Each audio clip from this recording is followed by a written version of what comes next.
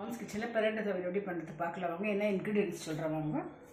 இது பிரண்டை மோரில் போட்டு கழுவி வச்சுருக்குறாங்க, க்ளீன் பண்ணி வச்சுருக்குறாங்க. சால்ட்டு, உளுத்தம்பருப்புங்க, கருவேப்பிலை, துவரம்பருப்பு, கொத்தமல்லி, இஞ்சி, வெங்காயங்க, 2 பூண்டு, காஞ்ச மிளகாய், சின்ன வெங்காயம், ஒரு தக்காளி, ஒரு பீஸ் புளிங்க, அதுக்கேற்ற எண்ணெய்ங்க.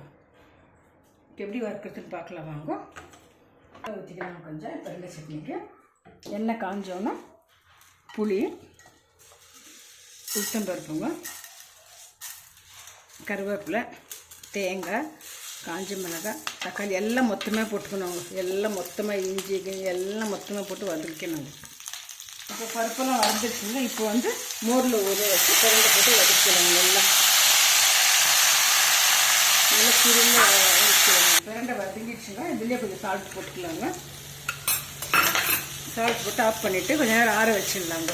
ஆற வச்சுட்டு மிக்சியில் போட்டு அரைச்சிட வேண்டியதாங்க. சட்னி ரெடி ஆகிடுச்சுங்க, கிரைண்ட் பண்ணியாச்சுங்க. இது உடம்புக்கு ரொம்ப நல்லதுங்க. இடுப்புக்கு, எலும்புக்கு, நரம்புக்கெல்லாம் ரொம்ப நல்லதுங்க.